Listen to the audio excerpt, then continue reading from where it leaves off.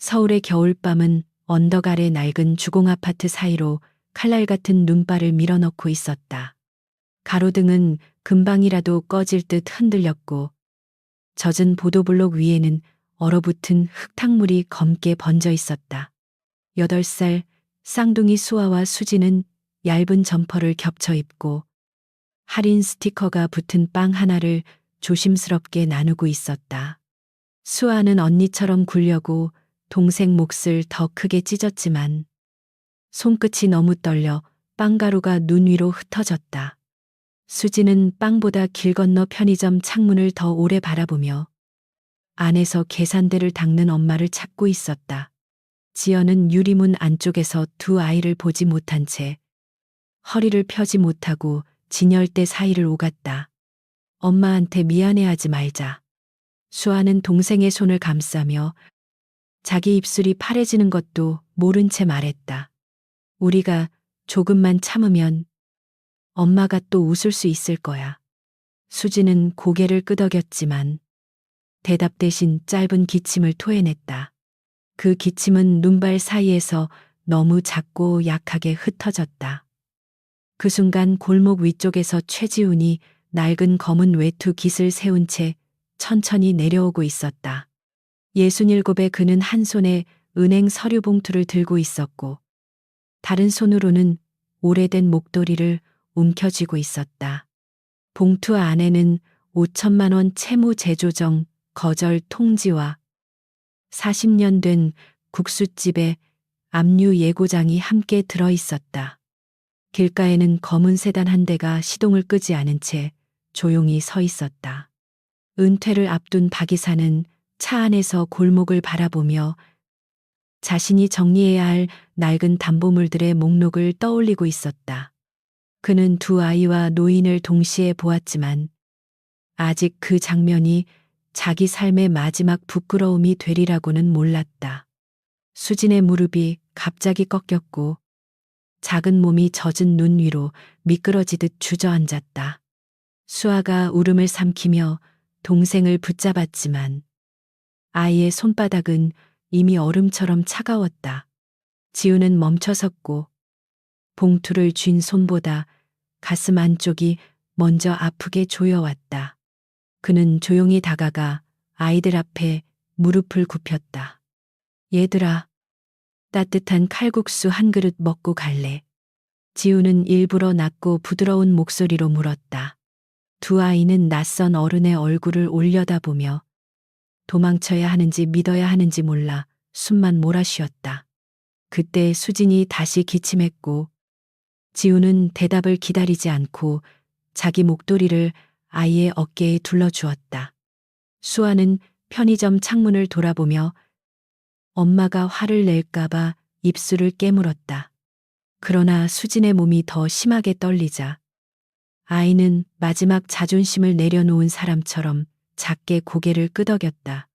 지우는 두 아이를 데리고 골목 끝에 작은 국수집으로 향했고 차 안의 박 이사는 무심한 눈으로 그 간판을 읽었다. 최간의 칼국수의 유리문은 오래된 경첩 소리를 내며 열렸고 따뜻한 김이 밖으로 밀려나왔다.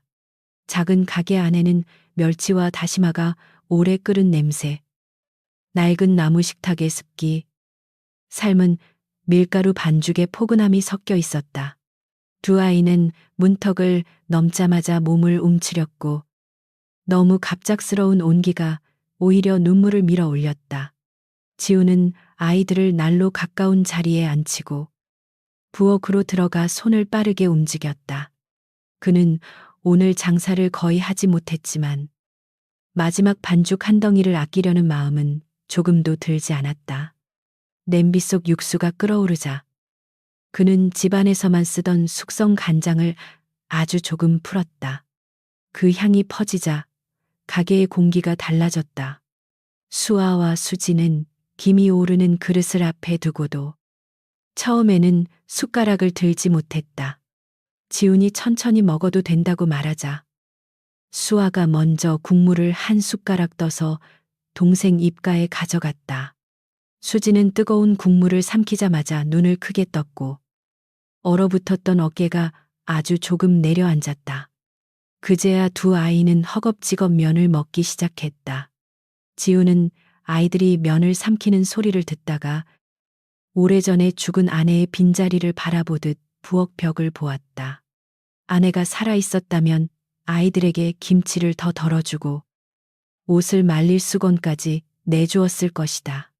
그는 자신이 곧 잃게 될 가게 안에서 이상하게도 오래 잊고 지냈던 장사의 이유를 다시 느끼고 있었다.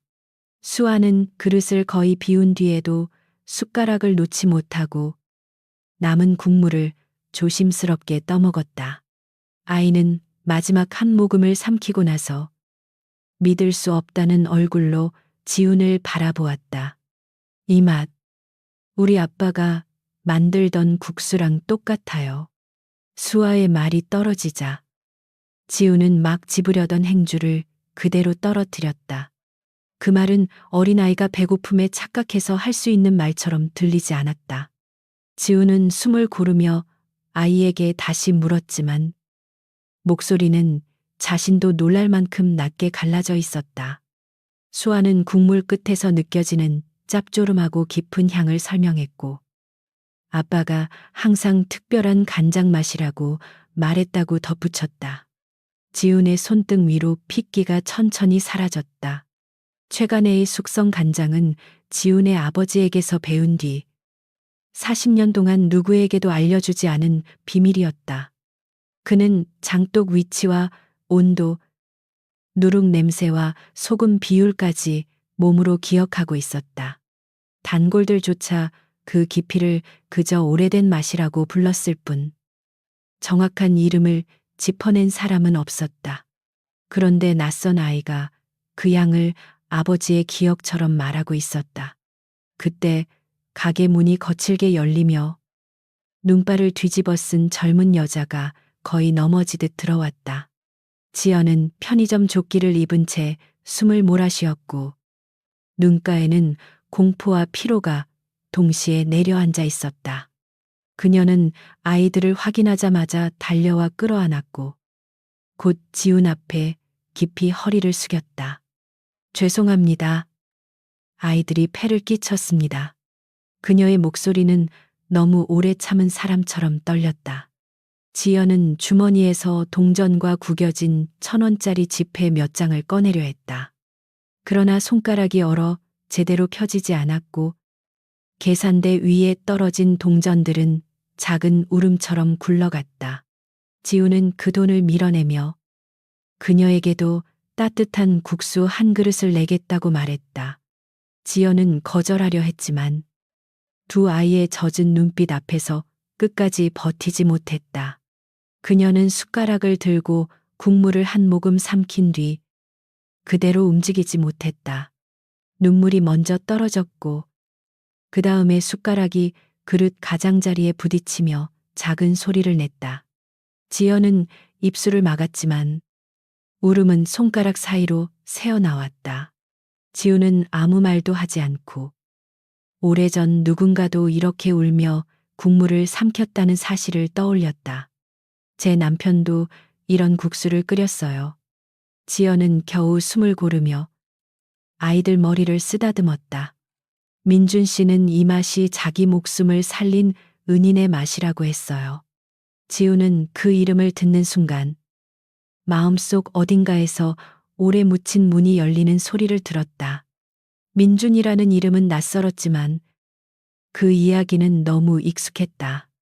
지연은 남편이 2년 전 병으로 세상을 떠났고 남은 빚과 병원비 때문에 아이들과 버텨왔다고 말했다. 민주는 살아있을 때 작은 국수집을 열었고 손님들에게 늘 따뜻한 한 그릇을 내고 싶어 했다. 그는 젊은 시절 죽을 만큼 배고팠을 때 어떤 국수집 주인이 자신을 살려주었다고 반복해서 말했다고 했다. 지우는 의자 등받이를 붙잡은 채 더 이상 서 있기 어려운 사람처럼 천천히 앉았다. 그는 20의 전 겨울 가게 앞에서 쓰러졌던 10대 소년을 떠올렸다. 그 아이는 며칠 굶은 얼굴로 국수를 먹다가 고개를 숙이고 끝내 흐느껴 울었다. 지우는 이름을 묻지 않았고 소년도 자기 사연을 길게 말하지 않았다. 그날 소년은 그릇을 깨끗이 비우고 나서 언젠가 자신도 누군가에게 따뜻한 사람이 되겠다고 말했다. 지우는 그 말을 젊은 날의 허기와 눈물 속에서 나온 다짐쯤으로 여겼다. 그러나 그 아이가 자라 남편이 되고 아버지가 되었으며 같은 맛으로 가족을 지켜왔다는 사실이 지금 눈앞에 앉아 있었다. 지우는 숨을 내쉴 때마다 가슴이 무너졌다. 지연은 휴대전화를 켜서 남편의 사진을 보여주었고 화면 속 민주는 부드럽게 웃고 있었다. 지우는 그 얼굴에서 굶주림으로 움푹 팬 소년의 눈매를 찾았고 곧 떨리는 손으로 화면을 어루만졌다. 이 아이였구나. 그는 겨우 그 한마디를 말했지만 그 안에는 40년 장사의 외로움과 스무의 기다림이 함께 들어 있었다. 지연은 남편이 세상을 떠나기 전까지 은인을 찾아 꼭 감사 인사를 드리고 싶어 했다고 말했다. 하지만 병은 너무 빨리 깊어졌고 가게도 오래 버티지 못했으며 남은 것은 아이들과 빚뿐이었다. 수아와 수지는 아빠 이야기가 나오자 동시에 고개를 숙였고 지우는 그 작은 어깨들이 감당한 겨울을 늦게야 보았다. 가게 밖에서는 눈이 더 거세졌고 낡은 간판은 바람에 흔들리며 삐걱거렸다. 지우는 벽에 걸린 아내의 사진을 바라보며 오늘 은행에서 들은 차가운 말을 다시 떠올렸다. 한 달 안에 상환 계획을 내지 못하면 가게는 정리될 것이고 최간애라는 이름은 서류 속 담보 번호로만 남을 것이다. 그런데 바로 그 밤에 민준의 가족이 찾아왔다. 지우는 세 사람에게 매일 저녁 이곳에 와도 된다고 말했다. 지연은 놀라 고개를 저었지만 그는 아직 자기 가게에 불이 켜지는 동안은 누구도 굶겨 보내지 않겠다고 했다. 그 말은 대단한 약속처럼 들리지 않았지만 지연에게는 무너진 지붕 아래 갑자기 받쳐진 기둥처럼 느껴졌다. 아이들은 서로의 손을 잡고 조용히 울었다. 그때 가게 전화기가 날카롭게 울리며 따뜻해진 공기를 한순간에 갈라놓았다. 지우는 수화기를 들기 전부터 그 번호가 어디에서 온 것인지 알고 있었다. 은행 직원은 정중하지만 차가운 목소리로 압류 절차 일정이 확정되었다고 알렸다. 통화는 길지 않았지만 지훈의 얼굴에서 방금 피어난 온기가 천천히 사라졌다. 지연은 그 표정을 보고 모든 것을 짐작했지만 차마 먼저 묻지 못했다. 지훈은 수화기를 내려놓은 뒤 세 사람을 안심시키려는 듯 억지로 미소를 지었다. 그러나 수아는 어른들의 거짓 미소를 너무 일찍 배운 아이였고 테이블 아래에서 동생의 손을 더 세게 잡았다. 수지는 남은 국물을 바라보며 이 따뜻한 곳도 사라질 수 있음을 느꼈다. 밖에 서 있던 박이사는 차창 너머로 불 켜진 국수집을 다시 바라보았다. 그는 자신이 서명한 서류가 저 작은 가게를 닫게 만들 것임을 알고 있었다. 그러나 차갑게 계산된 숫자들 너머에서 새 아이 같은 얼굴과 늙은 주인의 흔들리는 등이 계속 눈에 밟혔다. 그는 시동을 걸었지만 한동안 골목을 빠져나가지 못했다. 지우는 영업 종료 팻말을 뒤집지 않은 채 빈 그릇들을 천천히 치웠다. 지연은 말없이 행주를 들고 테이블을 닦았고 아이들은 난로 곁에서 서로 기대잠이 들었다. 40년 동안 수없이 많은 손님이 이 자리를 스쳐갔지만 오늘 밤의 고요는 전혀 다른 무게를 가지고 있었다. 사라질 뻔한 선희가 다시 문을 두드리고 있었다. 그는 부엌으로 들어가 오래된 장독 사진과 아내가 남긴 조리 노트를 꺼냈다. 민준이 기억한 맛이 정말 이 집의 맛이었다면 그 맛은 이미 한 사람의 생을 지나 다시 돌아온 것이었다. 지우는 처음으로 압류 예고장을 접어 서랍에 넣었고 대신 빈 육수통을 씻어 내일 아침을 준비했다. 아직 싸움은 끝나지 않았다. 새벽 가까운 시간이 되어서야 지연은 아이들을 깨워 집으로 돌아가려 했다. 수아는 문턱에서 뒤돌아보며 조심스러운 목소리로 내일도 와도 되는지 물었다. 지우는 대답 대신 아이의 목에 목도리를 다시 둘러주었고 그 눈빛만으로도 충분한 허락이 되었다. 수지는 작은 손을 흔들며 아빠 냄새가 나는 국수였다고 속삭였다. 문이 닫힌 뒤 지우는 혼자 남은 가게 한가운데에 오래 서 있었다. 눈발은 유리창을 두드렸고 불 꺼진 거리에는 내일의 빛과 압류와 절망이 그대로 기다리고 있었다. 그러나 그의 가슴 안에서는 아주 작지만 분명한 불씨가 살아나고 있었다. 20회 전 내민 한 그릇이 가장 추운 밤에 다시 그의 손을 붙잡고 있었다. 지우는 그날 밤 가게 불을 완전히 끄지 못한 채 부엌 앞에 앉아 있었다. 오래된 형광등은 희미하게 떨렸고 방금 씻은 냄비에서는 아직 따뜻한 김이 올라왔다. 그는 압류 예고장을 다시 꺼내지 않았지만 서랍 안의 종이가 심장 가까이에 놓인 것처럼 느꼈다. 눈발은 유리창에 붙었다 녹았고 그 소리는 오래전 겨울의 발자국을 조용히 불러냈다. 20회 전에도 이렇게 눈이 오던 밤이 있었다. 그때 지우는 지금보다 젊었고 아내는 살아 있었으며 최간의 칼국수에는 저녁 손님이 끊이지 않았다. 문을 닫으려던 순간 가게 앞 처마 밑에 웅크린 소년 하나가 보였다. 소년은 교복도 외투도 제대로 갖추지 못했고 입술에는 굶주림보다 오래된 체념이 붙어 있었다. 지우는 처음에 그 아이가 도망칠까봐 크게 부르지 못했다. 그는 문을 열어둔 채 뜨거운 국수 한 그릇을 식탁 위에 올려놓았다. 춥겠구나. 들어와서 이것만 먹고 가라. 그 말에 소녀는 한참 망설이다가 신발에 묻은 눈을 털지도 못한 채 문턱을 넘었다. 아이의 눈에는 고맙다는 말보다 먼저 살아남고 싶다는 본능이 떠 있었다. 소녀는 젓가락질도 제대로 하지 못할 만큼 손을 떨었다. 지훈의 아내는 말없이 따뜻한 물수건을 내주었고 지훈은 김치를 조금 더 담아 옆에 놓았다. 소녀는 국물을 삼키다가 갑자기 그릇 위로 눈물을 떨어뜨렸다. 저도 언젠가는 누군가한테 이런 사람이 되고 싶어요. 그 알은 너무 작았지만 지훈의 기억 속에서는 끝내 지워지지 않았다. 그날 지훈은 소년의 이름을 묻지 않았다. 그는 배고픈 아이에게 이름보다 먼저 밥이 필요하다고 믿었다. 소년은 새벽 무렵 사라졌고 문 밖에는 젖은 발자국 몇 개만 남아 있었다.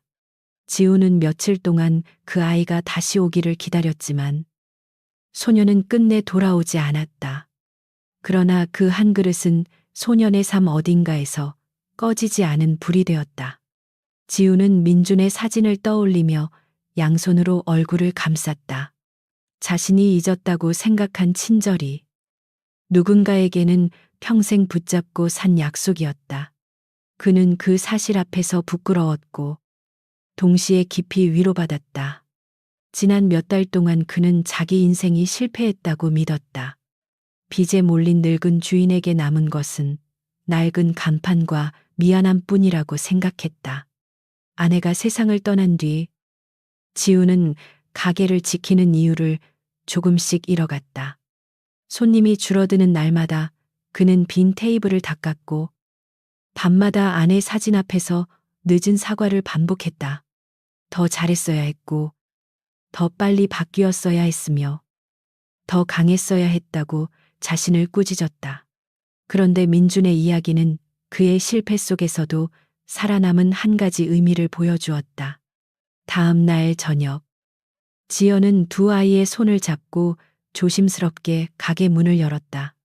그녀는 어제 받은 호의를 갚기라도 하려는 듯 낡은 앞치마와 작은 반찬통을 들고 있었다. 수아는 문턱에서 먼저 허리를 숙였고 수지는 지훈의 목도리를 양손으로 꼭 쥐고 있었다. 지훈은 괜히 헛기침을 하며 날로 가까운 자리를 다시 가리켰다. 오늘은 정말 돈을 내겠습니다. 지연은 계산대 앞에 서서 어젯밤보다 더 단단한 표정을 지었다. 지훈은 대답 대신 그녀가 들고 온 반찬통을 받아 냉장고에 넣었다. 그럼 반찬값으로 받은 셈 치지요. 그의 말에 지연은 잠시 말을 잃었고 두 아이는 처음으로 아주 작게 웃었다. 그 웃음은 가게 구석의 먼지까지 조금 밝게 만들었다. 식사가 끝난 뒤 지연은 민준의 마지막 몇 년을 조금씩 이야기했다. 민준은 작은 시장 골목에서 국수집을 열었지만 장사는 늘 빠듯했고 병원비는 빠르게 불어났다. 그는 몸이 아파도 육수 냄비 앞을 떠나지 않았고 손님이 적은 날에도 국물을 버리지 못했다. 누군가 배고프게 들어올지 모른다는 말이 그의 버릇이었다. 지연은 남편이 자주 하던 말을 조심스럽게 따라했다. 그분이 없었다면 나는 어른이 되기도 전에 사라졌을 거야. 민주는 은인을 찾지 못한 채 세상을 떠나는 것을 가장 미안해했다. 그는 아이들에게 국수 맛을 기억하라고 말했고 언젠가 그 맛을 만나면 꼭 고맙다고 전하라고 부탁했다. 지우는 그 말을 듣다가 물컵을 오래 내려다 보았다. 수아는 아빠가 아플 때도 국수 반죽을 만지던 모습을 기억한다고 말했다. 수지는 아빠가 가끔 기침을 숨기며 웃었고 아이들이 걱정하지 않게 일부러 노래를 불렀다고 덧붙였다. 지연은 아이들이 너무 많은 것을 기억한다는 사실에 마음이 무너졌다. 가난은 어린아이에게 잊어도 되는 장면까지 또렷하게 남기는 법이었다. 밤이 깊어지자 지연은 다시 아이들을 데리고 돌아가려 했다. 지우는 문 앞까지 따라 나가다가 세 사람의 얇은 외투를 보고 발걸음을 멈추지 못했다. 그는 창고에서 오래된 담요 2장과 아내가 남긴 털장갑을 꺼냈다. 지연은 받을 수 없다고 말했지만 수진의 손끝이 아직 차갑다는 사실을 보고 더는 거절하지 못했다. 그날 이후 세 사람은 거의 매일 저녁 최간애를 찾아왔다. 지연은 처음에는 식탁만 닦다가 곧 설거지를 돕고 채소를 다듬기 시작했다. 수아는 손님이 두고 간 젓가락을 가지런히 맞추었고 수지는 물컵을 채우는 일을 맡았다. 가게는 여전히 낡고 한산했지만 오래 닫혀있던 창문 하나가 열린 것처럼 숨을 쉬기 시작했다. 지우는 아이들에게 글씨 연습장을 내주고 손님이 없을 때마다 계산대 옆에 앉혀 숙제를 보게 했다. 수아는 동생보다 빨리 문제를 풀었지만 모르는 척하며 수진이 따라오기를 기다렸다. 지우는 그 모습을 보며 민준이 어떤 아버지였는지 조금 알 것 같았다. 아이들의 배려는 가난이 가르친 조심스러움이었지만 그 안에는 따뜻한 집의 흔적도 남아 있었다. 그러나 가게 밖의 현실은 조금도 부드러워지지 않았다. 은행에서는 상환 계획을 요구하는 전화가 계속 왔고 우편함에는 독촉장이 또 쌓였다. 지우는 낮에는 손님에게 웃었지만 밤에는 계산기 앞에서 오래 멈춰 있었다. 하루 매출에서 재료비와 공과금을 빼면 남는 돈은 빚의 이자 앞에서 먼지처럼 작아졌다. 며칠 뒤 지우는 은행 지점에서 박 이사를 다시 만났다. 박 이사는 깔끔한 정장을 입고 있었고 책상 위에는 이미 정리된 서류가 놓여 있었다. 그는 지훈의 사정을 끝까지 들었지만 얼굴에는 감정이 거의 드러나지 않았다. 최 사장님, 담보 가치를 더 미루기는 어렵습니다. 그의 목소리는 예의 바른 칼처럼 차갑고 반듯했다. 지훈은 40년 동안 같은 자리에서 장사한 기록과 단골들의 이름을 이야기했다. 그는 이 가게가 단순한 부동산이 아니라 동네 사람들의 저녁과 기억을 담은 곳이라고 말했다. 그러나 박 이사는 숫자로 확인되지 않는 가치는 심사 자료가 될 수 없다고 답했다. 그 말은 틀리지 않았지만 사람을 살린 국물의 온도까지 지워버리는 말이었다. 한 달만 더 주십시오. 지우는 자존심이 부서지는 소리를 들으며 책상 앞에서 고개를 숙였다.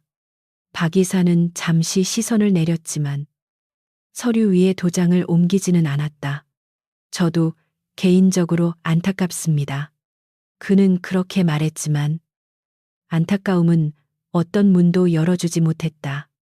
지우는 은행을 나오며 도시의 유리벽이 눈보다 차갑다고 느꼈다. 그날 밤 그는 아이들 앞에서 평소처럼 육수를 끓였다. 지연은 그의 어깨가 유난히 무겁게 내려앉은 것을 보고 무슨 일이 있었는지 묻지 않았다. 대신 팔을 더 얇게 썰고 그릇 가장자리에 묻은 국물을 조용히 닦았다. 지우는 그런 배려가 더 아파서 끝내 오늘 받은 답을 말하지 못했다. 그러나 수아는 어른들이 숨기는 침묵을 금세 알아차렸다. 며칠 뒤 수아와 수지는 가게 뒤편에서 압류 예고장이 든 봉투를 우연히 보았다. 수아는 어려운 한자를 다 읽지 못했지만 폐업 예정이라는 단어만은 분명히 알아보았다. 수지는 언니의 얼굴이 하얗게 질리는 것을 보고 봉투를 다시 내려놓지도 못했다. 두 아이는 한참 동안 창고 안에 서 있었고 바깥에서는 육수 끓는 소리만 들렸다. 그날 저녁 두 아이는 평소처럼 웃지 못했다. 수지는 국수를 먹다가 젓가락을 내려놓았고 수아는 지훈이 보지 않을 때마다 눈물을 훔쳤다. 지훈은 결국 아이들의 앞에 앉아 가게가 어려운 것은 맞지만 아직 끝난 것은 아니라고 말했다. 그러나 그 말은 아이들을 달래기보다 자기 자신에게 더 간절히 들려주는 약속처럼 들렸다. 할아버지, 여기 없어지면 아빠 냄새도 없어져요. 수지는 작은 손으로 지훈의 손가락을 붙잡으며 말했다. 수아는 울음을 참으려다 결국 고개를 숙였고 어깨가 조용히 흔들렸다. 여기 오면 아빠가 아직 우리를 기다리는 것 같아요. 그 말에 지훈은 아무 대답도 하지 못했다. 그는 아이들의 손이 아니라 민준이 남긴 약속을 붙잡고 있는 듯했다. 지연은 아이들을 말리려 했지만 자신도 눈물을 멈추지 못했다. 그녀는 남편을 잃은 뒤 아이들 앞에서 강한 척하는 법부터 배웠다. 그러나 그 강함은 진짜 단단함이 아니라 무너질 시간을 미루는 얇은 벽이었다. 최간해의 따뜻한 불빛은 그 벽을 조용히 녹였고 세 사람은 처음으로 함께 약해질 수 있었다. 지우는 그날 밤 영업이 끝난 뒤 가게 문을 잠그지 않고 오래 서 있었다. 낡은 간판, 갈라진 벽지, 손때 묻은 식탁, 아내가 고른 작은 시계까지 모두 천천히 바라보았다. 그는 이곳을 지키려는 마음이 단순한 미련인지 아니면 누군가의 삶을 이어주는 책임인지 스스로에게 물었다. 대답은 아이들의 울음소리 속에서 이미 정해져 있었다. 다음 날 아침, 지우는 은행 서류와 오래된 장부를 다시 꺼냈다. 그는 빚의 숫자를 피하지 않고 갚을 수 있는 방법을 하나씩 적기 시작했다. 재료 공급처에 전화를 걸어 기한을 늦춰달라고 부탁했고, 단골들에게 점심 예약을 다시 받을 수 있는지 물었다. 늙은 목소리에는 부끄러움이 섞였지만 어젯밤과 달리 포기는 없었다. 지연은 그 모습을 보고 자신도 더는 손님처럼 머물 수 없다고 말했다. 그녀는 편의점 야간 근무를 줄이고 낮에는 다른 일자리를 찾아보겠다고 했다. 지우는 그녀가 이미 충분히 힘들다고 말했지만 지연은 조용히 고개를 저었다. 민준 씨가 찾고 싶어 했던 분을 제가 만났잖아요. 그녀의 목소리는 떨렸지만 눈빛은 처음보다 훨씬 곧았다. 그날 오후 박 이사는 은퇴 인사를 마치고 사무실을 정리하고 있었다. 그는 책상 서랍에서 최간의 칼국수 파일을 다시 꺼냈고 자신도 모르게 지난밤 골목의 불빛을 떠올렸다. 서류에는 채무자, 담보물, 회수 가능 금액 같은 단어만 적혀 있었다. 그러나 그의 기억 속에는 얼어붙은 아이들과 그 아이들을 데려간 늙은 주인의 등이 남아 있었다. 박 이사는 파일을 덮었지만 마음은 쉽게 다치지 않았다. 그는 평생 숫자로 사람을 설득했고 손실을 줄이는 일을 책임이라고 믿었다. 그런데 은퇴를 앞둔 빈 사무실에서 그 책임이 얼마나 많은 얼굴을 지워왔는지 처음으로 생각했다. 창밖으로 눈이 다시 내리기 시작했고 그는 오래전 자기 어머니가 운영하던 작은 분식집을 떠올렸다. 그날 밤 최간회에는 손님이 많지 않았지만 네 사람은 전보다 더 바쁘게 움직였다. 지연은 설거지를 마친 뒤에도 주방을 떠나지 않았고 수아와 수지는 손님들에게 물을 채워주었다.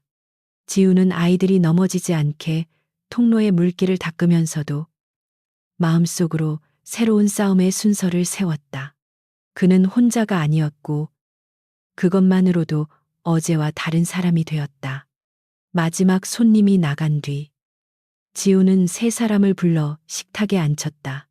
그는 가게를 지키겠다고 끝까지 해볼 수 있는 일은 모두 해보겠다고 말했다. 수지는 대답 대신 그의 팔을 끌어안았고 수아는 눈물을 닦으며 고개를 크게 끄덕였다. 지연은 조용히 두 손을 모았고 그 손에는 절망보다 늦게 도착한 결심이 깃들어 있었다. 바로 그때 가게 전화기가 다시 울렸다. 지우는 또 은행일까봐 잠시 숨을 멈추었지만 수화기 너머의 목소리는 뜻밖에도 박이사였다. 그는 낮은 목소리로 내일 오후에 잠시 만나자고 말했다. 최 사장님, 어쩌면 다른 방법이 하나 있을지도 모르겠습니다. 통화가 끝난 뒤에도 지우는 수화기를 내려놓지 못했고 아이들은 그의 얼굴에서 처음 보는 빛을 읽었다. 다음 날 아침 지우는 평소보다 1시간 일찍 가게 문을 열었다.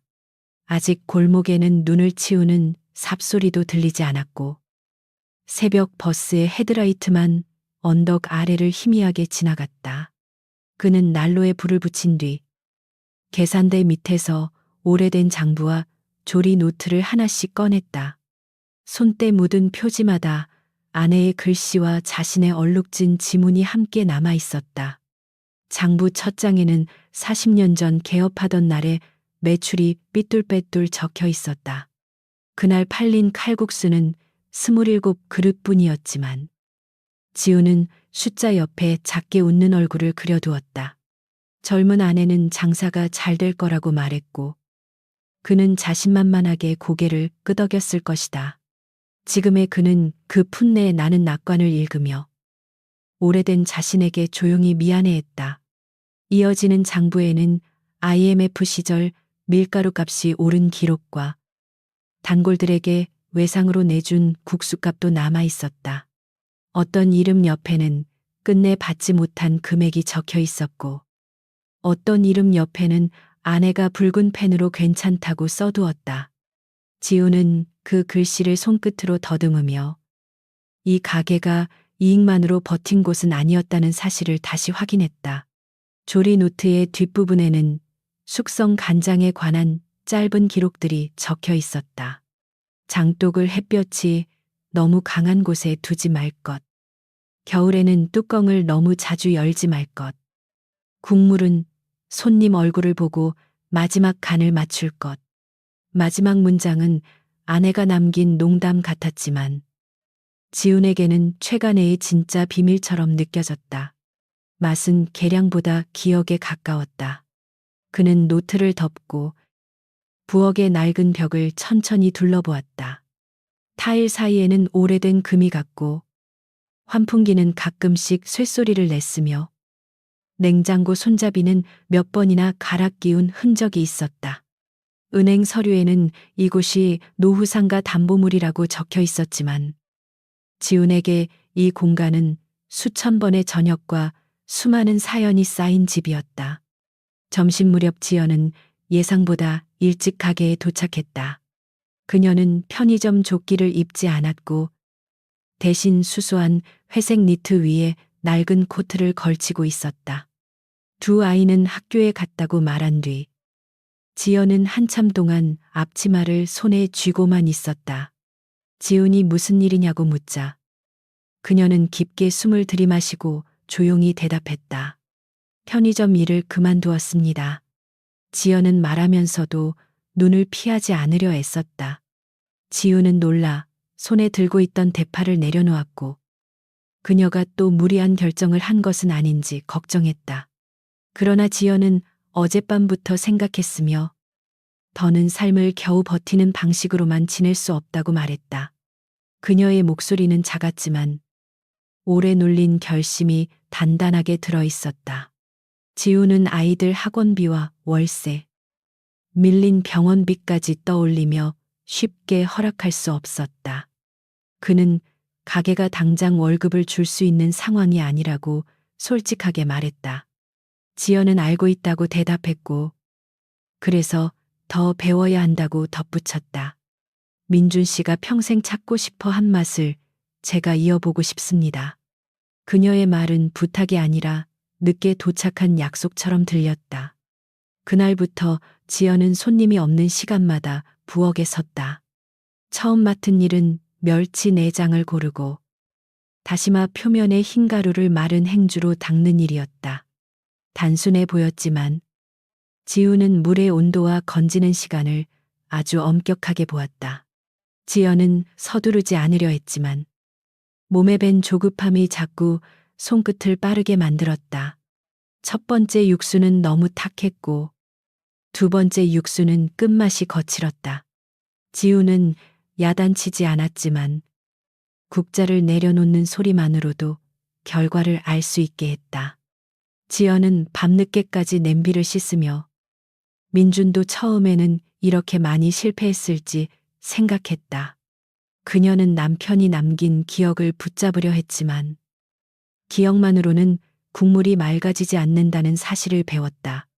사흘째 되는 날, 지우는 숙성 간장 항아리 앞에 지연을 세웠다. 그는 이 간장은 집안에서 오래 지켜온 것이며 아무에게나 맡긴 적이 없다고 말했다. 지연은 손을 씻고도 다시 물기를 닦았고 마치 아이의 이마를 만지듯 조심스럽게 항아리 뚜껑을 열었다. 깊고 짭조름한 향이 올라오자 그녀의 눈가가 금세 붉어졌다. 민준 씨가 이 향을 따라 살았군요. 지연은 항아리 안을 보며 아주 낮은 목소리로 말했다. 지우는 그녀의 옆모습에서 죽은 사람을 그리워하는 아내의 침묵을 보았다. 그는 계량컵 대신 작은 숟가락을 건네며 간장은 맛을 세게 만드는 것이 아니라 국물의 등뼈를 세우는 것이라고 설명했다. 지연은 그 말을 여러 번 마음속으로 되뇌었다. 오후가 되면 수아와 수진이 학교에서 돌아와 가게로 달려왔다. 두 아이는 가방을 계산대 아래에 넣고 손을 씻은 뒤 익숙한 동작으로 물컵을 채웠다.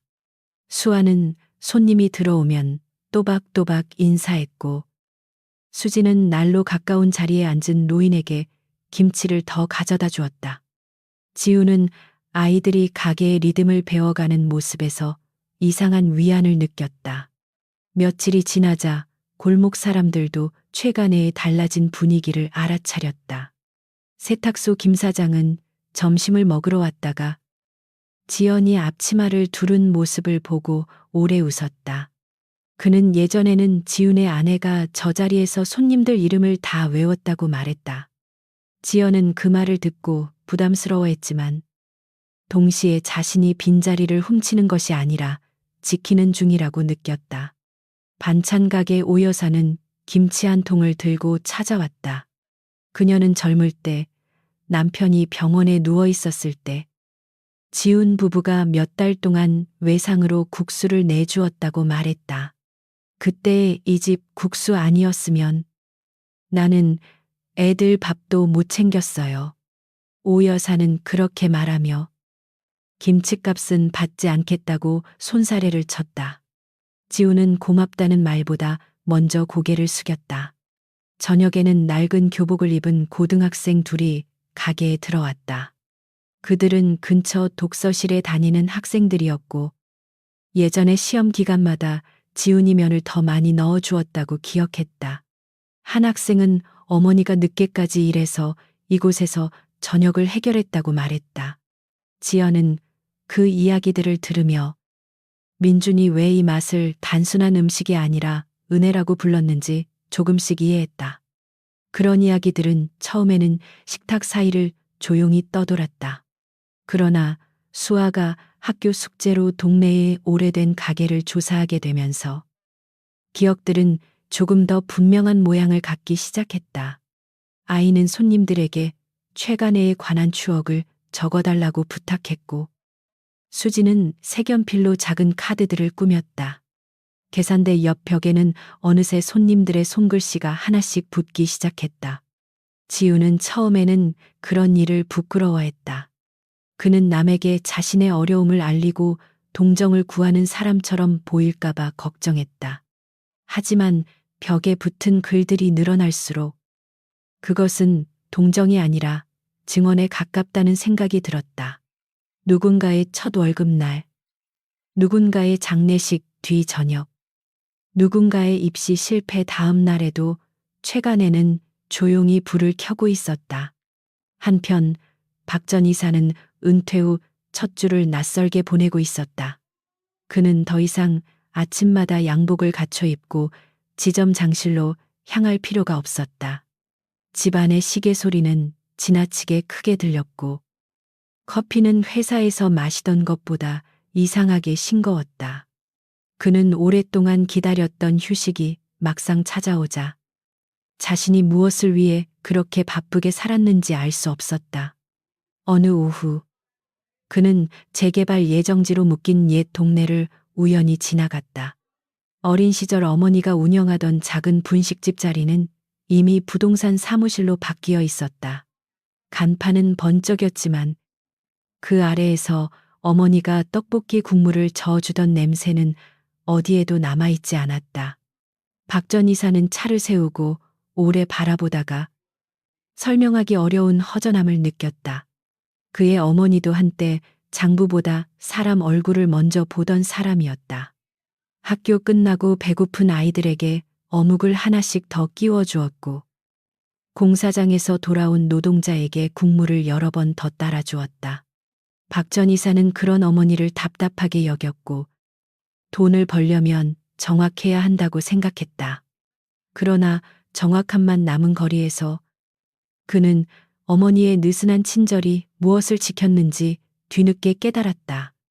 그날 밤 박 전 이사는 최간의 파일을 다시 펼쳤다. 채무액 5천만 원, 담보가치 하락, 상환 불능 가능성이라는 문장들은 여전히 차갑고 명확했다. 하지만 파일 사이에는 그가 은퇴 전 검토하던 구청 문화거리 개선 사업 안내문이 끼어 있었다. 오래된 식당과 공방을 보존하고 지역 이야기를 가진 점포를 지원하는 제도였다. 그는 처음 그 안내문을 보았을 때 현실성이 낮은 홍보성 사업이라고 판단했다. 그러나 이제는 그 문장들이 전혀 다르게 읽혔다. 지역 주민의 생활사, 세대 간 기억, 전통 음식의 지속성이라는 표현들은 최간의 벽에 붙은 손글씨들과 묘하게 닮아 있었다. 박 전 이사는 늦은 밤까지 구청 담당자에게 보낼 질문을 정리했고 자신의 무심함을 만회할 방법을 찾기 시작했다. 최간회에서는 지연의 세 번째 육수가 끓고 있었다. 그녀는 멸치를 너무 오래 끓이지 않으려고 시간을 확인했고 다시마를 건져내는 손길도 처음보다 차분했다. 지우는 옆에서 아무 말 없이 지켜보다가 마지막에 숙성 간장을 아주 조금 넣으라고 했다. 지연은 숨을 죽이고 숟가락을 움직였고 국물색이 서서히 깊어지는 것을 바라보았다. 그녀가 작은 그릇에 국물을 떠 지훈에게 내밀 때 손끝은 여전히 떨리고 있었다. 지훈은 한 모금 삼킨 뒤 곧바로 평가하지 않고 눈을 감은 채 오래 머물렀다. 완벽하지는 않았지만 이번에는 탁함보다 정성이 먼저 느껴졌다. 오늘 국물에는 서두름이 줄었습니다. 그의 말에 지연은 그제야 긴 숨을 내쉬었고 눈가에 작은 웃음이 번졌다. 그 순간 가게 문이 열리며 박 전 이사가 들어왔다. 지우는 반사적으로 몸을 굳혔고 지연은 앞치마에 묻은 물기를 닦으며 그를 바라보았다. 박 전 이사는 예전처럼 서류 가방을 들고 있었지만 표정은 은행 책상 너머에 앉아 있을 때와 달랐다. 그는 먼저 고개를 숙였고 그 짧은 인사는 지훈을 더 당황하게 만들었다. 최 사장님, 지난번에는 제가 너무 쉽게 말했습니다. 박 전 이사는 식탁 앞에 앉아 준비해온 서류를 조심스럽게 꺼냈다.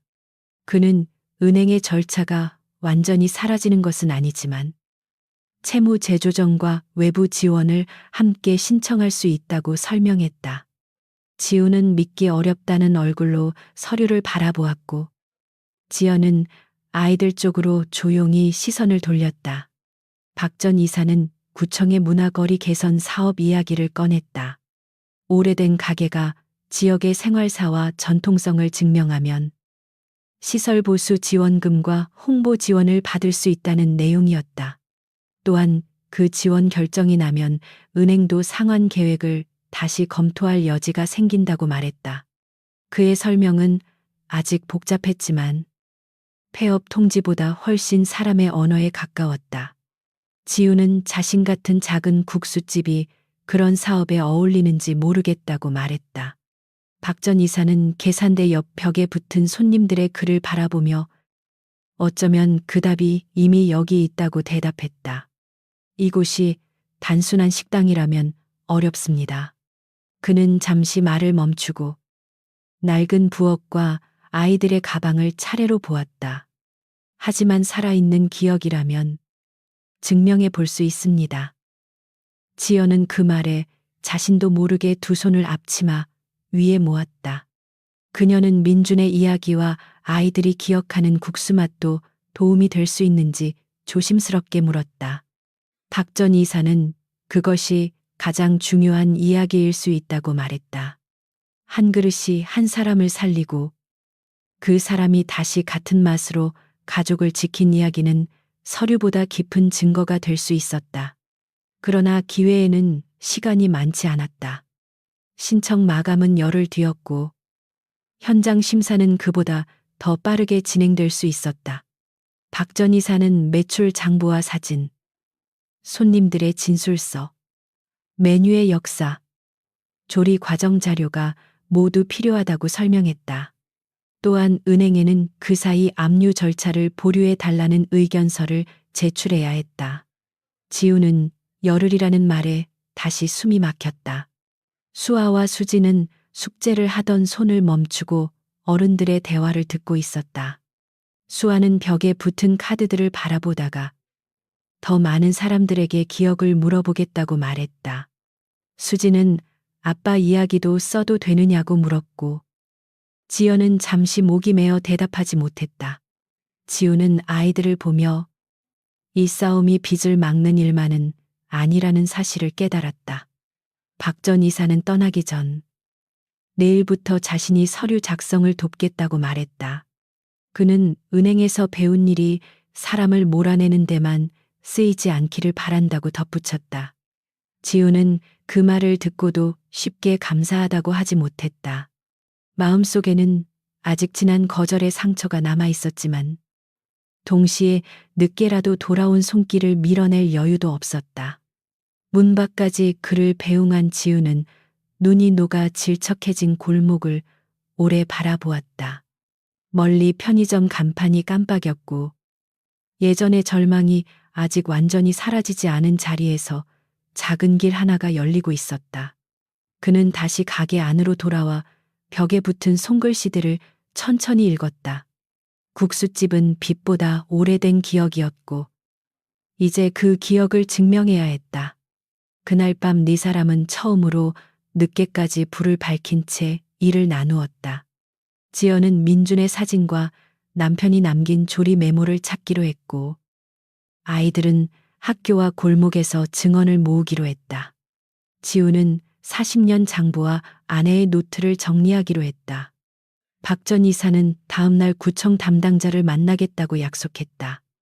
가게 문을 잠그기 전 지우는 부엌에 불을 끄지 않고 잠시 그대로 두었다. 끓지 않는 냄비 위에도 희미한 온기가 남아 있었고, 빈 식탁들은 내일 올 사람들을 기다리는 것처럼 보였다. 그는 아내 사진 앞에 서서 이번에는 미안하다는 말 대신 해보겠다고 말했다. 열흘 안에 최간애가 살아있는 기억임을 증명해야 했다. 열흘이라는 시간은 오래된 국수집을 살리기에는 너무 짧고 포기하기에는 지나치게 길었다. 지우는 새벽마다 장부를 펼쳐놓고 40년 동안 적어온 숫자들 사이에서 사람들의 얼굴을 찾아냈다. 지연은 민준의 낡은 상자를 열어 남편이 남긴 조리 메모와 빛바랜 사진을 조심스럽게 꺼냈다. 박 전 이사는 구청 양식을 정리하며 서류의 빈칸을 살아있는 이야기로 채워야 한다고 말했다. 첫날 오후 네 사람은 계산대 옆 식탁을 임시 사무실처럼 만들었다. 지훈의 장부, 아내의 조리 노트, 민준의 사진, 단골들의 손글씨 카드가 식탁 위에 차례로 놓였다. 수아는 카드마다 쓴 사람의 이름과 연락처를 적었. 수지는 삐뚤어진 글씨를 새 종이에 다시 옮겼다. 아이들은 어려운 일을 하는 줄 몰랐지만 자기들이 지킬 수 있는 집을 붙잡고 있었다. 지연은 민준이 병상에서 썼던 작은 수첩을 오래 바라보았다. 수첩에는 육수 비율보다 오늘 찾아온 손님과 아이들이 웃은 날씨가 더 많이 적혀 있었다. 어느 페이지에는 은인을 찾으면 꼭 뜨거운 첫 그릇을 올리고 싶다는 문장이 남아 있었다. 그녀는 그 글을 읽다가 손등으로 눈물을 닦았고, 지우는 아무 말 없이 따뜻한 물을 옆에 놓았다. 박 전 이사는 서류를 쓰면서도 자꾸 손을 멈추었다. 그는 은행에서 수많은 신청서를 검토했지만 한 가게의 생명을 증명하는 서류를 쓰는 일은 처음이었다. 담보 가치와 매출 추이는 간단했지만 누군가가 굶지 않았다는 기억은 숫자로 잘 옮겨지지 않았다.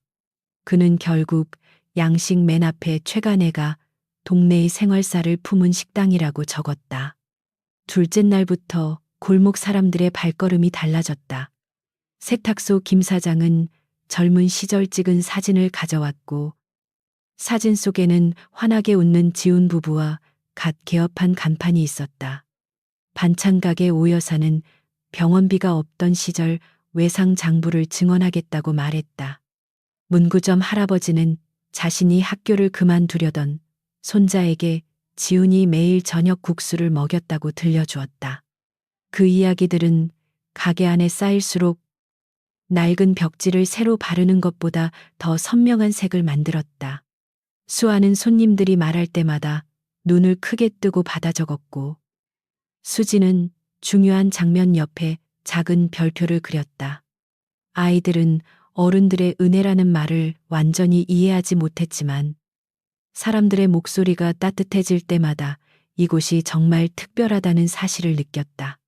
밤이 되면 지연은 서류 일을 멈추고 부엌으로 들어갔다. 그녀는 구청 심사 당일에 직접 국수를 끓이겠다고 말했고, 지우는 한참 망설이다가 고개를 끄덕였다. 아직 그녀의 육수는 완벽하지 않았지만 민준이 남긴 기억과 지훈이 지켜온 맛이 그녀의 손끝에서 조금씩 만나고 있었다. 실패를 두려워하면 맛은 늘 겉돌 뿐이라고 지훈은 조용히 말했다. 지연은 다시마를 건지는 순간마다 민준의 마지막 얼굴을 떠올렸다. 남편은 병원 침대에서도 국물은 오래 붙잡으면 탁해진다고 말하며 자신이 세상을 떠난 뒤에도 아이들에게 따뜻한 음식을 먹이라고 부탁했다. 그녀는 그 말을 원망한 적이 있었다. 살아남은 사람에게 너무 무거운 부탁이라고 생각했지만 이제야 그 부탁이 사랑의 다른 이름이었다는 사실을 알았다. 수아와 수진도 자기들만의 방식으로 준비를 이어갔다. 수아는 낡은 간판 아래에 붙일 작은 안내문을 또박또박 썼고, 수지는 색연필로 새로운 메뉴판 가장자리에 눈꽃을 그렸다.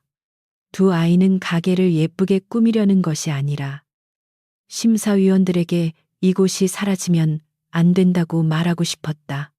글씨는 조금 비뚤었지만 마음은 어떤 서류보다 고닫다. 수지는 오래된 나무 의자에 작은 종이를 붙이며 이 자리는 아빠가 앉았을 것 같다고 말했다. 수아는 동생을 말리려다가 자신도 같은 생각을 했다는 사실에 입을 다물었다. 지연은 그 말을 듣고 부엌 안쪽에서 잠시 멈춰섰다. 민주는 이제 없지만 아이들이 기억하는 아버지는 이 가게의 냄새 속에서 조금씩 돌아오고 있었다. 준비가 닷새째에 접어들자 최간의 이야기는 골목을 넘어 동주민센터와 시장 사람들에게까지 퍼졌다.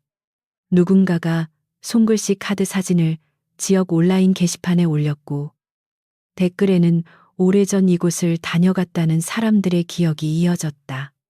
어떤 이는 첫 월급을 받은 날 어머니와 먹은 국수를 떠올렸고 어떤 이는 장례식 뒤 허기진 밤을 말없이 채워준 그릇을 기억했다. 박 전 이사는 그 반응을 보며 신청서에 첨부할 자료를 다시 정리했다. 그는 온라인 댓글을 무작정 붙이지 않고 연락이 닿는 사람들에게 짧은 확인서를 부탁했다. 예전에 그라면 허술한 감상이라고 넘겼을 이야기들이 이제는 지역 공동체의 증거처럼 보였다. 늦게 깨달은 사람이 할 수 있는 일은 적었지만 그는 그 적은 일을 최대한 정확하게 하고 싶었다. 마감 이틀 전 구청 담당자가 예비 현장 확인을 위해 잠시 가게를 찾아왔다. 담당자는 젊고 바쁜 얼굴이었고 처음에는 정해진 항목만 빠르게 확인하려는 듯했다. 그러나 벽에 붙은 손글씨와 민준의 수첩, 아내의 조리노트를 본 뒤에는 펜을 움직이는 속도가 조금 느려졌다. 그는 최간애가 단순히 오래된 식당인지 정말 이어질 가치가 있는 공간인지 보겠다고 말했다. 그 말은 지훈의 가슴을 아프게 눌렀다. 그는 이어질 가치라는 표현이 고맙기도 하고 무섭기도 했다.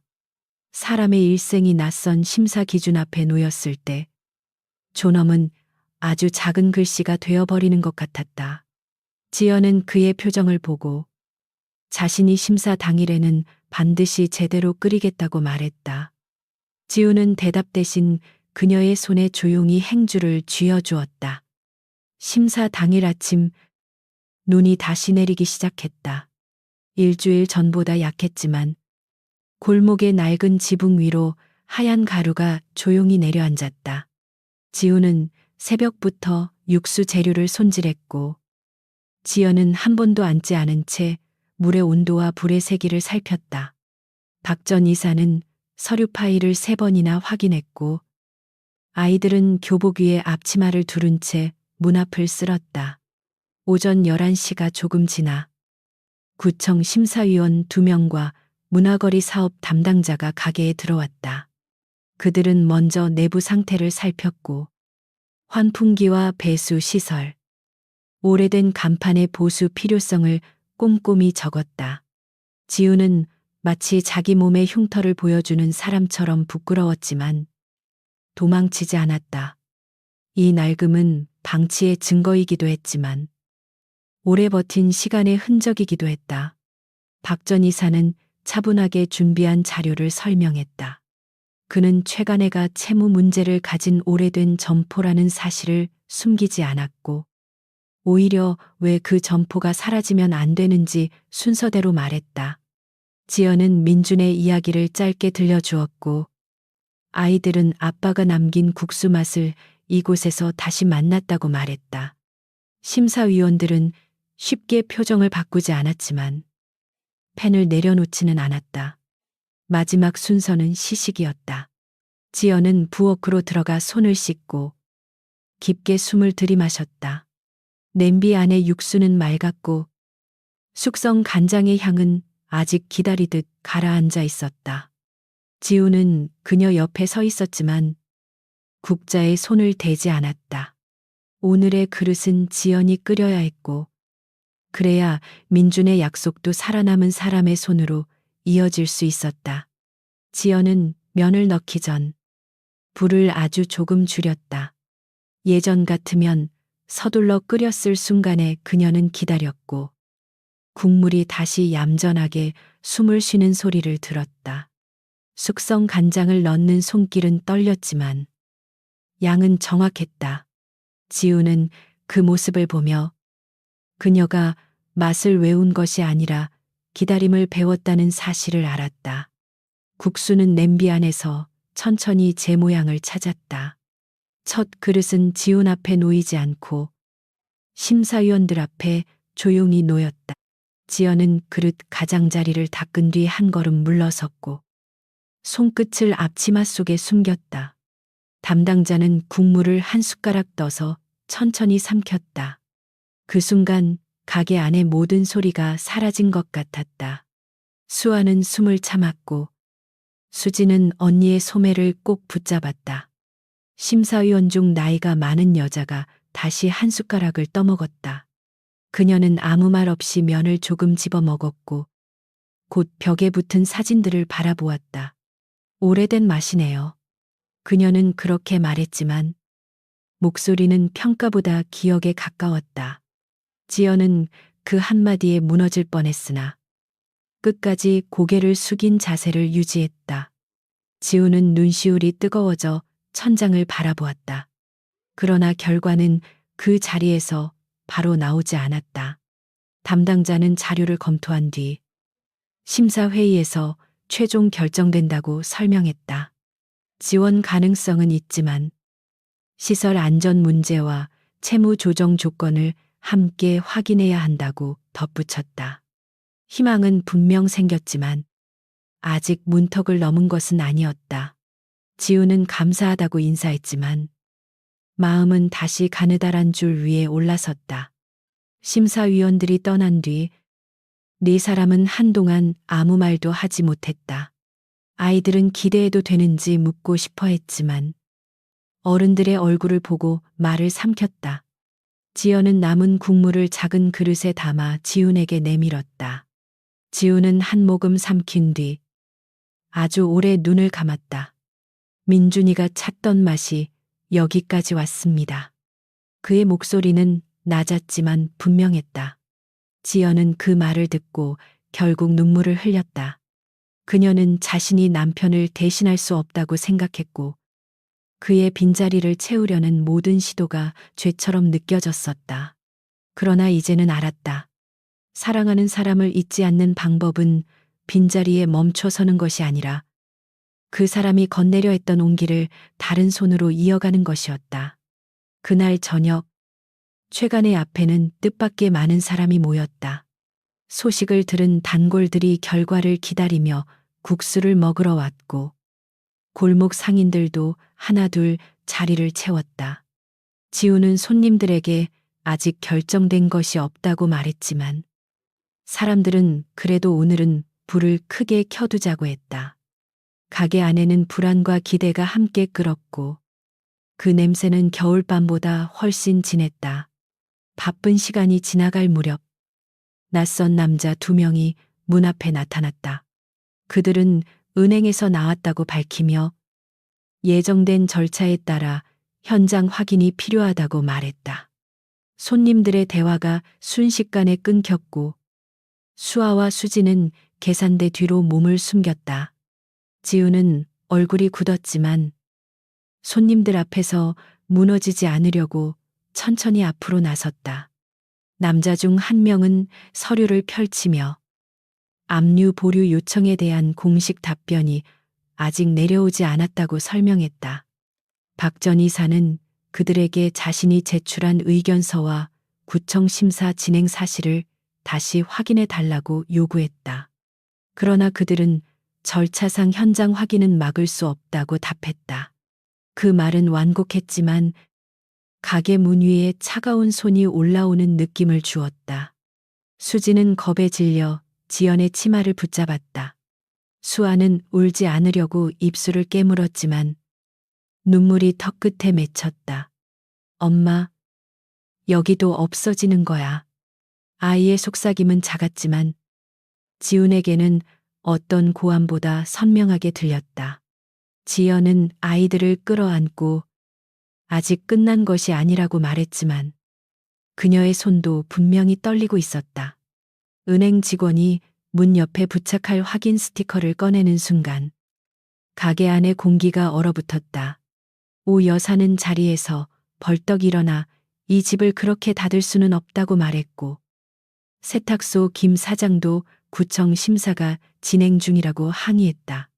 지우는 모두를 말리며 손님들이 불이익을 받을까봐 앞으로 나섰다. 그는 자기 가게를 지키고 싶었지만 다른 사람들을 다치게 하고 싶지는 않았다. 바로 그때 박 전 이사의 휴대전화가 울렸다. 화면에 뜬 번호를 확인한 그의 표정이 급격히 굳었고 그는 조심스럽게 전화를 받았다. 가게 안의 모든 시선이 그에게 모였고 은행 직원의 손도 공중에서 멈추었다. 박 전 이사는 몇 마디를 듣는 동안 아무 말도 하지 못했다. 그리고 천천히 지훈을 바라보며 떨리는 숨을 들이마셨다. 박 전 이사는 전화를 끊은 뒤에도 한동안 휴대전화를 내려놓지 못했다. 그의 얼굴에는 안도와 믿기 어려움이 함께 떠올랐고 가게 안의 사람들은 숨조차 크게 쉬지 못했다. 은행 직원의 손에는 아직 확인 스티커가 들려 있었고 지우는 그 작은 종이가 문에 붙는 순간을 바라보지 않으려 애썼다. 박 전 이사가 천천히 입을 열었다. 구청 심사에서 최간애가 조건부 지원 대상으로 선정됐습니다. 그의 목소리는 낮았지만 가게 안끝까지 분명하게 퍼졌다. 시설 보수 지원과 문화거리 홍보 지원이 승인됐고 은행에도 공식 통보가 들어갈 예정입니다. 그 말을 이해하는데 몇 초가 걸렸고 그 몇 초 동안 지우는 마치 아주 긴 겨울을 혼자 지나온 사람처럼 서 있었다. 은행 직원들은 서로 얼굴을 마주보며 절차 확인을 위해 본점에 다시 연락하겠다고 말했다. 박 전 이사는 자신이 받은 담당자 이름과 접수 번호를 차분하게 전달했고 더 이상 물러서지 않겠다는 얼굴로 서류를 펼쳤다. 가게 안의 손님들은 작은 박수를 치기 시작했고 그 소리는 곧 오래 참았던 울음처럼 커졌다. 수지는 지연의 품에서 먼저 흐느껴 울었다. 지우는 문 옆에 놓인 압류 확인 스티커를 조용히 바라보았다. 그것은 아직 붙지 않았지만 이미 자기 삶을 끝내려 했던 차가운 손처럼 느껴졌다. 은행 직원이 최종 확인 전까지 현장 부착을 보류하겠다고 말하자 지우는 그제야 굳어있던 어깨를 조금 내렸다. 그는 고개를 숙여 인사했지만 눈물 때문에 바닥 무늬가 흐릿하게 흔들렸다. 오 여사가 가장 먼저 지훈의 등을 두드렸다. 사장님, 오늘은 국수값 제대로 받을 생각하지 마세요. 그녀의 말에 손님들이 웃었고 그 웃음은 긴장으로 얼어붙었던 가게를 다시 녹였다. 세탁소 김 사장은 낡은 간판이 새로 칠해지면 자신이 첫 사진을 찍겠다고 말했다. 지우는 손사래를 쳤지만 그의 입가에는 오랜만에 숨기지 못한 미소가 번졌다. 그날 밤 최간애는 문을 닫을 수 없을 만큼 오래 밝았다. 사람들은 국수를 먹고도 쉽게 떠나지 않았고 서로 자기 기억을 다시 꺼내 놓았다. 누군가는 지훈의 아내가 생전에 건네던 김치 맛을 이야기했고 누군가는 민준의 이름을 듣고 조용히 고개를 숙였다.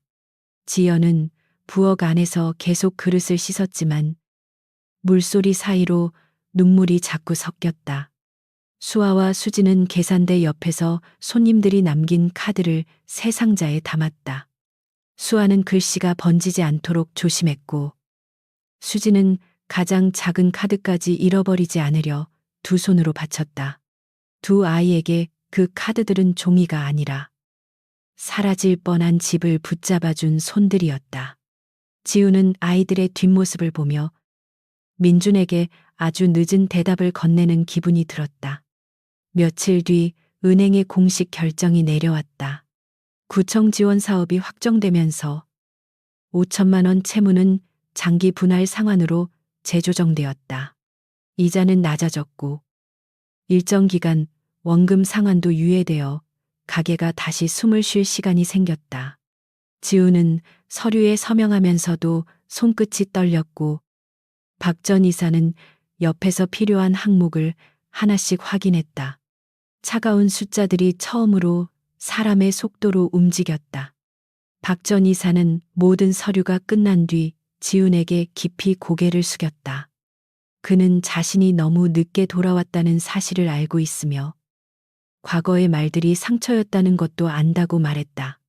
지훈은 그 사과를 쉽게 받아들이지 못했지만 밀어내지도 않았다.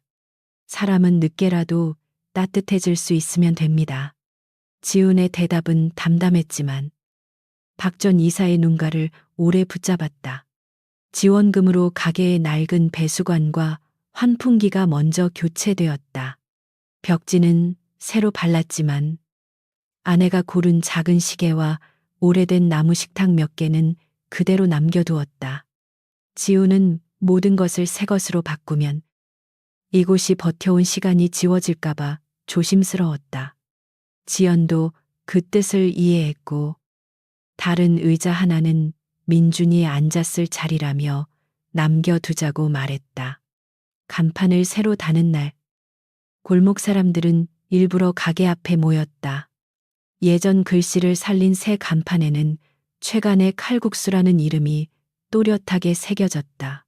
수지는 간판을 올려다보다가 이제 아빠가 길을 잃지 않고 찾아올 수 있겠다고 속삭였다. 수아는 동생의 어깨를 감싸 안았고 지연은 뒤돌아서 눈물을 닦았다. 지우는 그 말을 듣고도 모르는 척 하늘을 보았다. 그 무렵부터 지연은 본격적으로 지훈에게 조리법을 배우기 시작했다. 그녀는 멸치와 다시마의 시간을 외웠고 반죽의 습도를 손바닥으로 판단하는 법도 배웠다. 숙성 간장을 넣는 순간에는 여전히 숨을 참았지만 이제 그 두려움 안에는 자신감도 조금씩 섞였다. 지우는 그녀가 실수할 때마다 크게 꾸짖지 않았고 맛이 흔들린 이유를 함께 찾아보게 했다. 국물은 사람을 닮습니다. 지우는 어느 새벽 끓는 냄비 앞에서 그렇게 말했다. 서두르면 탁해지고 버티기만 하면 깊어지지 않습니다. 지연은 그 말을 듣고 오래 고개를 끄덕였다. 그녀는 민준을 잃은 뒤 살아남는 일을 견디는 것으로만 생각했다. 그러나 이제는 자신이 아이들을 위해 그리고 민준이 남긴 마음을 위해 다시 깊어질 수 있다고 믿기 시작했다. 시간은 아주 천천히 그러나 분명하게 최간혜의 편으로 흘렀다. 지역 신문 기자가 구청 자료를 보고 찾아왔고 작은 기사에는 한 그릇의 국수가 이어준 20년의 인연이 소개되었다. 기사 제목은 거창하지 않았지만 사람들은 그 이야기를 읽고 골목을 찾아오기 시작했다. 어떤 손님은 눈물을 훔치며 국물을 마셨고 어떤 손님은 말없이 추가 주문을 했다. 지우는 갑자기 많아진 손님을 낯설어 하면서도 그릇마다 예전처럼 마지막 간을 살폈다. 지연은 부엌의 중심에 서서 면을 삶고 육수를 확인하고 손님들의 속도를 읽었다. 수아와 수지는 학교가 끝나면 가게로 와서 물을 나르고 빈 그릇을 치우고 숙제를 계산대 옆에서 했다. 가게는 유명해졌지만 네 사람에게 가장 중요한 것은 여전히 저녁마다 함께 켜지는 불빛이었다. 세월은 사람의 상처를 완전히 지우지는 못했다. 다만 상처 주변에 새로운 살이 돋게 하고 다시 손을 뻗을 힘을 남겼다. 지훈의 머리는 더 희어졌고 걸음은 조금 느려졌지만 눈빛에는 예전의 절망이 사라졌다. 지연은 더 이상 손님처럼 부엌 끝에 서 있지 않았다. 그녀는 최간애의 주방장으로 불렸고 그 호칭을 조용히 받아들였다. 7해가 흐른 뒤 최간의 칼국수는 서울의 작은 명소가 되었다. 오래된 골목에는 새 가게들도 들어섰지만 최간애의 간판 아래에는 늘 따뜻한 김이 피어올랐다. 사람들은 기사 속 이야기를 확인하러 왔다가 결국 국물 맛과 가게의 조용한 온기를 기억하며 돌아갔다. 지우는 손님들이 많아질수록 더 천천히 움직였고 지연은 그의 빈틈을 자연스럽게 채웠다. 수아와 수지는 16살이 되어 있었다. 두 아이는 키가 훌쩍 자랐고 예전의 낡은 점퍼 대신 단정한 교복과 앞치마를 함께 입었다. 수아는 주문을 빠르게 정리했고 수지는 어린 손님에게 뜨거운 그릇을 조심하라고 부드럽게 말했다. 손님들은 두 아이가 가게의 딸들 같다고 말했지만 지우는 마음속으로 이미 오래전부터 손녀들이라고 불렀다. 지연은 어느 날 저녁 새로 담근 간장을 장독에 넣으며 민준의 사진을 꺼내 보았다. 사진 속 남편은 여전히 젊었고 그녀는 사진 밖에서 많은 겨울을 더 건너온 사람이 되어 있었다. 당신이 찾던 분을 우리가 지키고 있어요. 그녀는 아주 작게 말했고 그 말에는 슬픔보다 평온이 더 많았다. 지우는 멀리서 그 모습을 보았지만 이번에도 모르는 척해 주었다. 그의 겨울에도 서울에는 큰 눈이 내렸다. 바람은 7해 전처럼 언덕 아래 골목을 파고들었고 가로등은 눈발 속에서 노랗게 흔들렸다. 최간에는 마지막 손님을 배웅하고 있었고 지연은 부엌에서 내일 쓸 육수를 정리하고 있었다. 지우는 난로 옆 의자에 앉아 손목을 주무르며 오늘은 조금 일찍 문을 닫아도 되겠다고 생각했다. 수아와 수지는 밖에 내놓은 작은 입간판을 들여오려고 문을 열었다. 그때 수진이 먼저 골목 아래를 바라보며 멈춰섰다. 눈 쌓인 전봇대 옆에 어린 남자아이가 서 있었고 낡은 책가방을 한쪽 어깨에 겨우 걸치고 있었다. 아이는 편의점 불빛을 바라보다가 힘이 빠진 듯 벽에 기대섰다.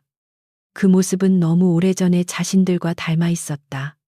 수아는 동생을 바라보았고 두 사람은 말하지 않아도 같은 생각을 했다. 그들은 외투를 걸치고 골목으로 달려갔고 아이가 도망가지 않도록 조금 떨어진 곳에서 먼저 멈췄다. 괜찮아. 춥지? 수지는 낮고 조심스러운 목소리로 물었다.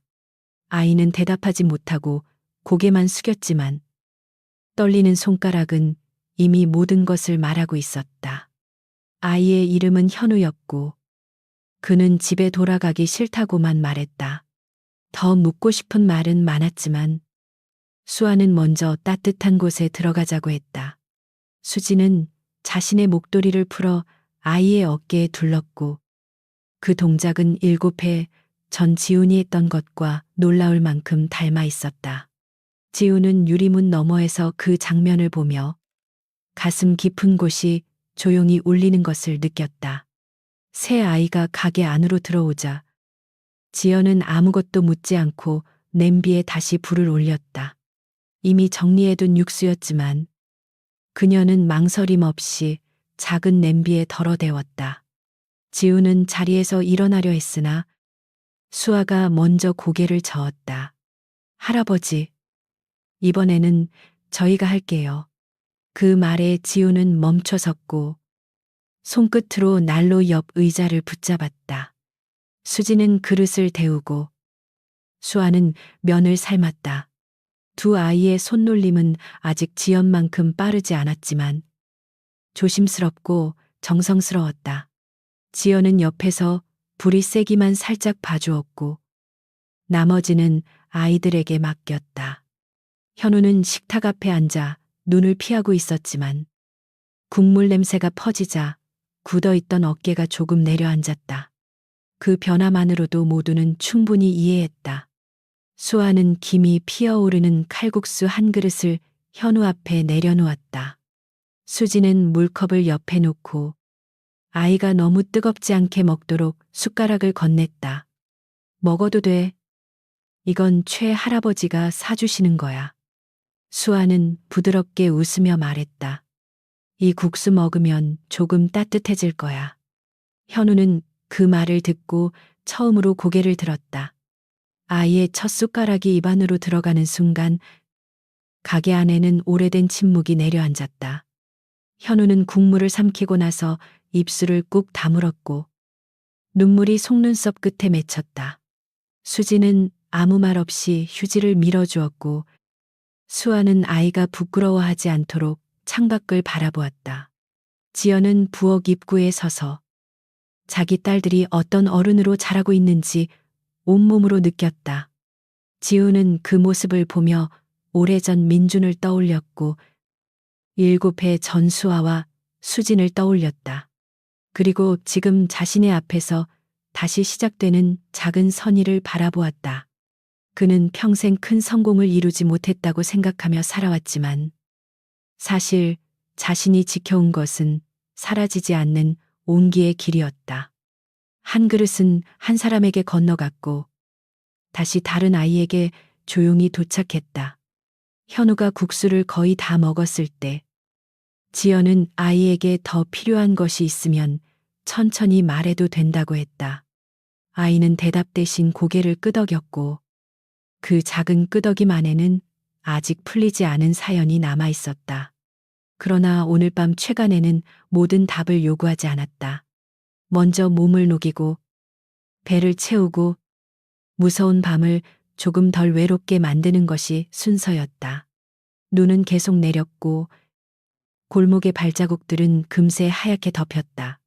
가게 안에서는 난로가 낮게 타올랐고 부엌에서는 내일을 위한 육수가 다시 조용히 식어갔다. 지우는 아내의 사진과 민준의 사진이 놓인 작은 선반을 바라보며 마음속으로 두 사람에게 오늘도 불을 꺼뜨리지 않았다고 말했다. 대답은 없었지만 가게 전체가 따뜻한 숨을 쉬고 있었다. 밤이 깊어 현우가 지연의 안내를 받아 잠시 쉴 자리에 앉았을 때 수아와 수지는 빈 그릇을 조심스럽게 치웠다. 두 아이는 서로를 바라보다가 오래전 자신들이 받았던 목도리와 국수와 눈빛을 동시에 떠올렸다. 수지는 작게 웃으며 말했다. 언니, 이제 우리도 누군가한테 첫 그릇을 준 거지. 수아는 고개를 끄덕였고 눈가가 환하게 젖어 있었다. 지우는 더 이상 참지 못하고 두 아이를 가까이 불렀다. 그는 거친 손으로 아이들의 머리를 차례로 쓰다듬었고 오래전 자신이 건넨 한 그릇이 이렇게 자라난 것을 믿기 어려워했다. 잘했다. 정말 잘했다. 그의 말은 짧았지만 40년 장사와 7회의 겨울이 모두 그 안에 들어 있었다. 지연도 옆에서 조용히 세 사람을 끌어안았다. 그날 최간에는 평소보다 더 늦게 문을 닫았다. 그러나 지우는 피곤하지 않았다. 그는 마지막 불을 끄기 전 주방 한가운데에 서서 깨끗이 씻긴 냄비들을 바라보았다. 이 가게는 한때 빛 때문에 사라질 뻔했고 한때 외로움 때문에 아무 의미도 없는 곳처럼 느껴졌다. 이제 그는 알았다. 사람을 살리는 집은 돈보다 먼저 마음속에 지어진다는 사실을. 문 밖에는 여전히 눈이 내리고 있었다. 수아와 수진이 현우에게 따뜻한 담요를 가져다 주는 모습을 보며 지우는 조용히 미소 지었다. 그의 삶은 완벽하지 않았고 잃어버린 사람들은 다시 돌아오지 않았다. 하지만 선의는 사라지지 않고 모양을 바꾸어 돌아왔다. 그리고 오늘 밤 최간의 뜨거운 국물 속에서 또 하나의 겨울이 천천히 녹고 있었다. 이 이야기는 거창한 성공이나 눈부신 복수로 마음을 움직이는 이야기가 아닙니다. 오히려 가장 작고 조용한 친절이 한 사람의 인생을 얼마나 오래 붙잡을 수 있는지 보여주는 이야기입니다. 최지우는 자신이 건넨 국수 한 그릇을 오래 잊고 살았지만 민주는 그 온기를 평생의 약속으로 품었습니다. 선의는 준 사람의 기억에서 사라져도 받은 사람의 삶에서는 계속 자라날 수 있습니다. 지연과 두 아이가 최간애로 돌아온 것은 우연처럼 보였지만 사실은 오래전에 뿌려진 마음이 다시 길을 찾은 순간이었습니다. 배고픈 아이에게 따뜻한 음식을 내준 일은 그때는 작은 선택처럼 보였을 것입니다. 그러나 어떤 사람에게는 그 작은 선택이 내일을 살아볼 이유가 됩니다. 우리가 누군가에게 건네는 말과 손길도 어쩌면 생각보다 훨씬 먼 곳까지 이어지고 있을지 모릅니다.